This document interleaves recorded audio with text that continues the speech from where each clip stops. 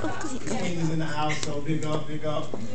I've recently taken on a new position with the Kansas City Crime Commission, working with ex-offenders, trying to get them on jobs and, you know, make sure that they're getting back reacclimated to society, you know, because we got to give them a second chance. So that's the name of the program, Second Chance. And this piece is really kind of reflective of the mindset as I'm talking with these brothers and sisters, seeing what their mindset is, what led them into that path, you know.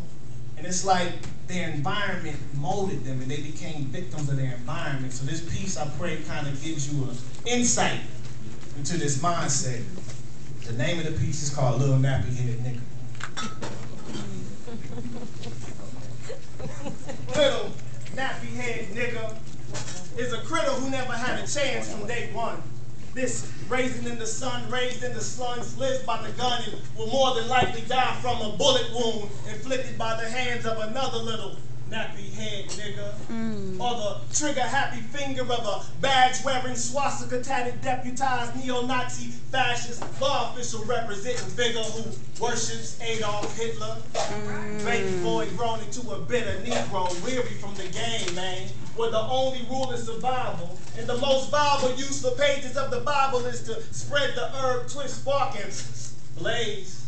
So it's a damn shame how this young thug's trapped in the projects like a lab rat in a maze. Filled with rage, his only thoughts of rehabilitation are in the concrete cage or the grave. Little nappy head nigga is a fifth generation descendant of an enslaved African who never allows his mind to travel back to them. So as his life passes him, he'll never see the legacy of resistance that his forefathers left for him. Only a absence of mind, because he's become the true American psycho, brainwashed, taken out of his mind, stripped of his identity, and labeled with the perpetual title of B.O.Y. Branded, owned, yoked, boy. Been employed by his government to exterminate his own kind by infecting his sisters with HIV, and against his brothers committing malicious acts of HATE, and you can BET that to the system's program and design. He's blind, uncut. For all blacks entertained by television are ignorant to the signs, so never will he find the remedy for all his pain, because the quest he seeks is purely for monetary gain, slanging crack cocaine to the villagers who also seek for nirvana, but end up with their lifeline cut short like Kurt Cobain, robbed of their prana. And a ghetto pillager is the devil's work for sure and plain. But when asked by his mama to reconsider his course and beware his fate, he tells her he has no desire to be conscious. It's too much work for my brain. So it's too late for this little nappy head nigga who is a out of control urban warfare gorilla, forced to be reckoned with on the scale of Godzilla, gorilla, programmed sociopathological killer.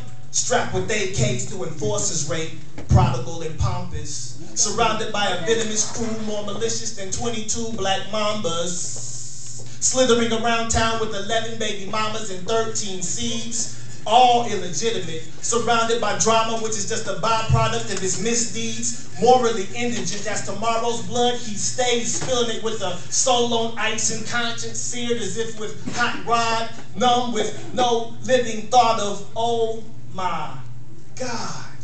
So guilt he's never feeling. Yet between death and life he's spliced, the result of constant negativity and vice, though subconsciously aware that one day he'll have to pay the price for his misconduct.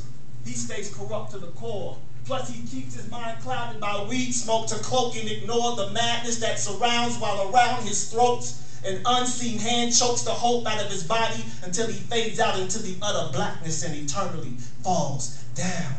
But get this, it's out of the abyss of blackness that his greatness must ascend. Like his ancestors who rose from the bowels of slave ships despite the conditions they were faced with and forced in. It becomes too much for him when their cries fill his dreams, haunted by their screams. He fights to keep his eyes open and not fall asleep, because he's terrified by the visions of violent ghosts that visit him at night, covered in white sheets, spreading terror through his hood, by leaving behind those strange fruits that dangle from acacia wood, tormented by the apparitions but masquerading around as if everything was all good, and claiming he wouldn't obey civil laws even if he could, and that he'd rather fall victim to the streets instead of meet the penile, boasting that he's got a right to be hostile. Meanwhile, he remains unclean like a swine of Gentiles who, like a swine, like a herd of Gentiles feasting on swine, which is clear results of the nation's miseducation of the Negro.